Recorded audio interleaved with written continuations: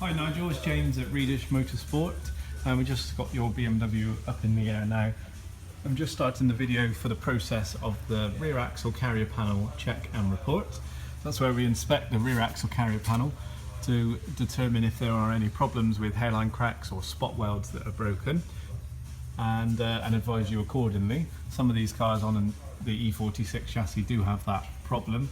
They all have the same panel and they are at risk, but we'll have a look and see if we can find anything. So the main first area that we need to check is this sort of dirty patch up here next to this left rear subframe bush, and above this anti-roll bar mount there's a part of the rear axle carrier panel that can suffer with hairline cracks, and also in this left rear area there's also areas that can have spot weld damages or cracks and breakages, which is items around this little lip up here. So what we're going to do first of all is inspect before we clean the area, and so far there's nothing glaringly obvious even in that dirt that's too bad or even problematic. What we're looking there in front of my finger, just to give you an example, that's a spot weld.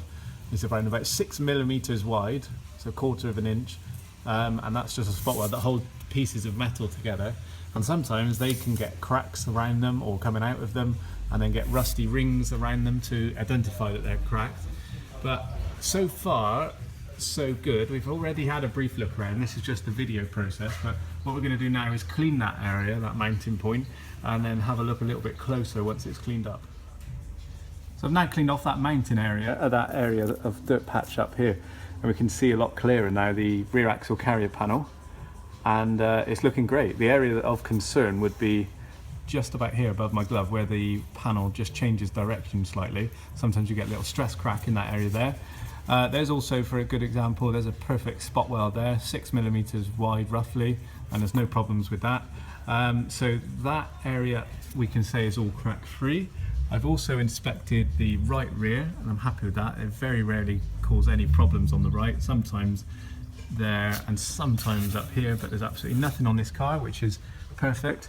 And then also on the left rear of that side, the very side of the rear axle carrier panel, just above that shock absorber, there's a lip, and there's a spot weld there, which is great, and there's another one down here which is also good, which is quite rare actually. Normally we find spot welds on that side that have got little problems, but this one is good. I've checked the rear axle carrier panel connection spot weld line. There's 5 here which connect it to the left rear chassis leg inside the boot, which commonly can break, and they're good. Also checked being a convertible, it's got MIG welded lines which hold the convertible bulkhead to the rear axle carrier panel where they penetrate through. I've checked visually those, and there's no cracks or problems in those areas. And I've also checked the corners where there are 3-layer spot weld connection to the seat panel as well, up there and on the left hand side, and we've also got no issues there. And I've checked above the right front reinforcement, right front bush just here, looking at the rear axle carrier panel, when I pull down that handbrake cable, and we can see that there's markings where the bush has been touching, but there's no cracks and no corrosion in that area. So again, I'm happy to say that the underside of that car is crack free. We're now going to have a look on the inside of the car, because even though the undersides are crack free, sometimes you can see problems developing on the inside first, either under the boot cavity or under the front section, which is under the rear seat panel. So we're going to bring the car down, have a look inside and see what we can see with a borescope camera. Hi Nigel, we're now having a look inside the boot. So we've taken out the boot carpet, and we've got the laptop here set up with a borescope camera so that we can get some live pictures from inside the cavities. So there are a number of cavities in the rear of the car. There's one here underneath the boot floor panel, and these are standard BMW grommet locations, one there, one there, one there, and they are probably designed, believe it or not, to inspect this area, because they seem to be a triangle around the mounting point, which is there, probably because BMW knew that this was developing into a problem when these cars were very first made in 1998. Anyway, so we used the borescope camera to go through these holes and check the spot welds, and we know that there's particularly 3 spot welds at risk on this left hand side, which we always have to check. So we need just to keep that still a minute, that's it, and then we're going to look first of all through this hole up here at that spot weld there. Sometimes that one cracks on the 46 models, but I'm happy to say yours is crack free. That spot weld is perfectly normal, no problems with that at all. And then going through this other hole down here, there's a panel edge where part of the internal rear axle carrier panel is welded or spot welded to the other main part of the rear axle carrier panel, and there's a panel join here internally underneath this boot floor, and that spot weld there and another one here commonly crack. That one's got some what we call slag balls on it, but that's perfectly normal, and there's no crack, no black line, no rust around that area there. And there's another spot weld over here which is also really good, no problems with that one either. So they're in good order. This orange or amber stuff is just cavity wax, so that's no problem, that's all good to see. And the rear section, internal section of your car is absolutely fine, there's no crack problem with that side either. So now we're going to go inside the front pair of mounts, which are accessible in the boot. So in this area here where I've taken out the rear seats, we'll set the laptop up and then reconvene the video.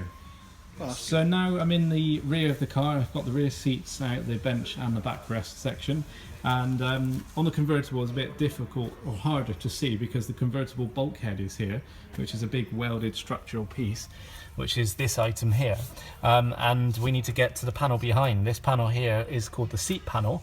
We need to drill a hole in that, which is what we've done here, 20mm access hole, and we've painted it with black primer, and then we're looking beneath that hole into another panel below, which is actually the top of the rear axle carrier panel, and which is the two front section mounting points for that panel. So again, we've got the laptop set up, and I'm in this holder here that we've created with the borescope camera looking at the factory MIG welds, and we've got one MIG weld here which seems to be in good order. There's no cracks, no corrosion, no black lines coming around it. And there's also another MIG weld down this part of the screen, if you watch shortly, should come into view just down there, which is also clear, nothing wrong with that, that's all in good order. And then going over to the passenger side,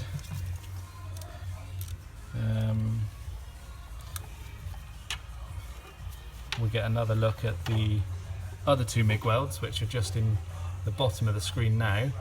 There's one down here which has got a little bit of a black line, but I don't believe that to be a crack, and there's another one over in the distance on the far left, which is hard to show you all of it, but normally cracks just come out the very top sections of what we're looking at, so that's why we aim the camera at that hole there, that part of the hole, but that is crack free as well. So I'm really pleased to say that on your E46 convertible there are no cracks, nothing underneath, nothing in the rear, and nothing in the front section either.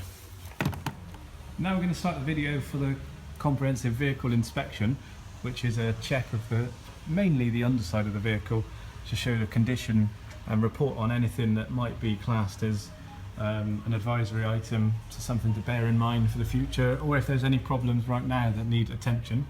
Now that gets presented on an advisory report, and then this video accompanies that report so that you can watch the items as well as read them. So the first item is sign of coolant leak from lower radiator temperature hose sensor, which is, there's the radiator hose, that's the temperature sensor up there, and there was a sign of, looks to be dry coolant, that white marking up here, but nothing wet at the moment. Signs of oil around the offside front shock absorber. So the strut body here is quite dry, but then up at the top there's more of a darker moisture, which is probably likely to be an early shock absorber leak. The front brake flexi hoses are starting to crack. These are mainly just in the folded section just here, and when the wheel is moved and articulated, the cracks can appear a bit clearer. Those ones are there, a bit more obvious when you open the brake hose up. Rocker cover gasket is leaking on the engine, which will probably be noticeable from the back of the engine, sometimes in the form of an oil droplet. It's a bit harder to see, but you can see that this hose here has an oil stain and quite high up, and then also a run of oil just hasn't yet got down to the bottom, but that would probably be coming from the engine at the top with the engine rocker cover. Signs of oil around the oil filter housing. and that's likely to be the oil filter housing gasket. So around this area here underneath the oil filter housing is oily, and that's an oil filter housing gasket leaking probably. There's an oil mist around the power steering oil cooler pipes, which is hard to actually where did we get up there? So I'm just trying to get the hoses of the picture. Now I think that's going to be, there we go. Yeah, just up there, those black hoses go in that direction, connecting onto that brass coloured item. That's the oil mist that we're speaking of, which is also then dropping down and evident on this brake air duct here. Sorry, the alternator air duct. Then near side outer tie rod appears to have a hole or tear in the dust cover. This is the tie rod dust cover, which seems to be affected on that side, on the front section up here. The gearbox selector shaft still is mist in oil, which you can be seen by that patch there, and also a little oil droplet around the selector seal. The engine sump has got oil over it, but possibly due to the oil filter housing gasket. That's generally a little bit of an oil leak around there, but we've already covered that. Then onto the rear, we've got the rear trailing arm bushes starting to separate, but there is a note to say they are still serviceable. These trailing arm bushes up in this location, specifically this left one, you can see that the bush and the shadow of the bush is gapped away from the aluminium of the rubber. It's hard to actually show how much movement it's got whilst still being able to get video it, because your finger covers the item. But yeah, there's separation on that bush there. The front and rear bump stops are crumbling, so that's the shock absorber bump stops, which are a bit harder to see inside of those front ones, but the rear ones are a bit more visual.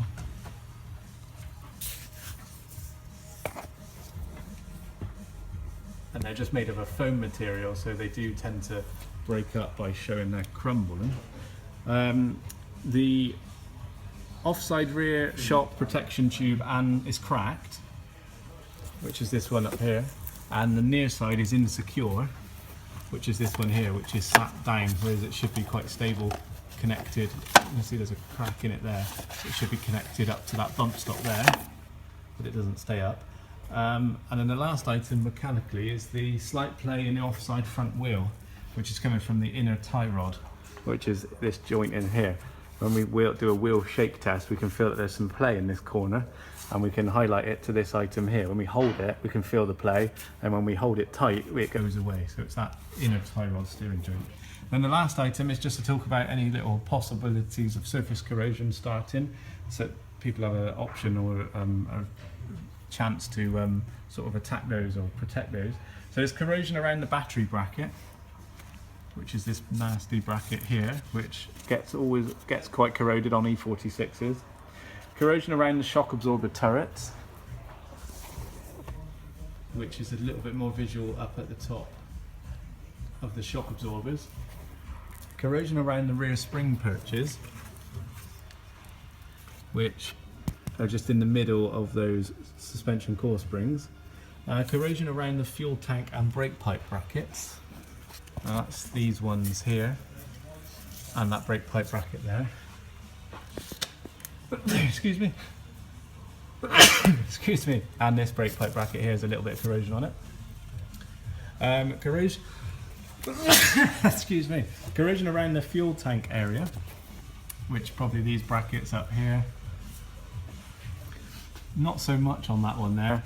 Little bits around where the fuel tank housing sits.